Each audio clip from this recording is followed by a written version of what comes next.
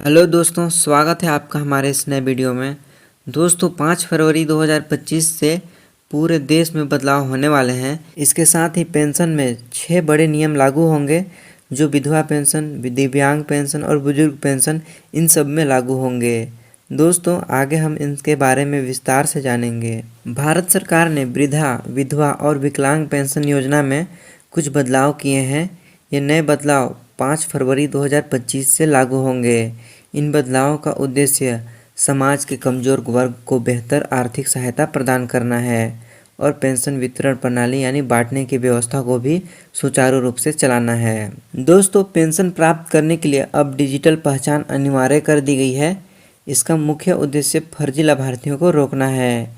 सभी लाभार्थियों को आधार कार्ड से लिंक कराना होगा और हर महीने ई-केवाईसी अपडेट करना आवश्यक होगा। डिजिटल पहचान से पेंशन वितरण में पारदर्शिता आएगी। दोस्तों ये था पहला नियम था। दूसरा नियम है पेंशन राशि में वृद्धि। सरकार ने तीनों प्रकार की पेंशन में महत्वपूर्ण वृद्धि की है। दोस्तों वृद्धा पेंशन अवस्था से 1000 से बढ़ाकर 1500 की गई है और विधवा पेंशन में 800 से 1200 कर दिया गया है। वहीं विकलांग पेंशन में 1500 से 2250 रुपये बढ़ाकर कर दी गई है। दोस्तों तीसरा नियम है पेंशन वितरण प्रणाली को और अधिक सुविधाजनक और सुरक्षित बनाना। पेंशन राशि सीधे लाभार्थी के बैंक खाते में जमा होगी जिससे यह सुरक्षित होगी।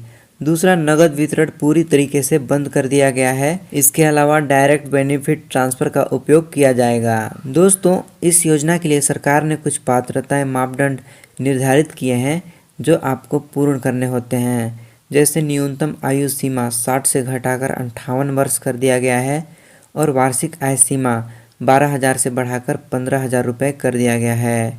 वहीं विधवा पेंशन में विवाह न होने की शर्त को हटा दिया गया है और अब पुनर्विवाह करने वाली विधवाएं भी पेंशन की पात्र होंगी जो दोबारा से शादी करती थी। दोस्तों विकलांग पेंशन न्यूनतम विकलांगता प्रतिशत 40% से बढ़ाकर 50% किया गया है और मानसिक विकलांगता को भी शामिल किया गया है।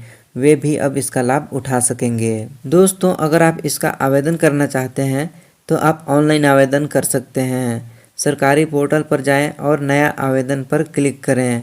अपनी व्यक्तिगत सभी जानकारी भरें और आवश्यक दस्तावेज अपलोड करें और रेफरेंस नंबर नोट कर लें। आपकी प्रक्रिया हो जाएगी। इसके अलावा दूसरा माध्यम है ऑफलाइन आवेदन का।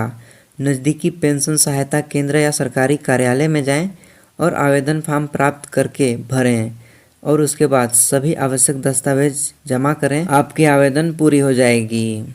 इसके बाद दोस्तों पेंशन के लिए कुछ आवश्यक दस्तावेज तो आपके पास आधार कार्ड होना चाहिए, आयु प्रमाण पत्र, निवास प्रमाण पत्र, बैंक पासबुक की कॉपी, आय प्रमाण पत्र वृद्धा पेंशन के लिए और पति के मृत्यु प्रमाण पत्र विधवा पेंशन के लिए और विकलांगता प्रमाण पत्र विकलांग पेंशन के लिए तथा एक पासपोर्ट साइज फ़ोटो होना चाहिए।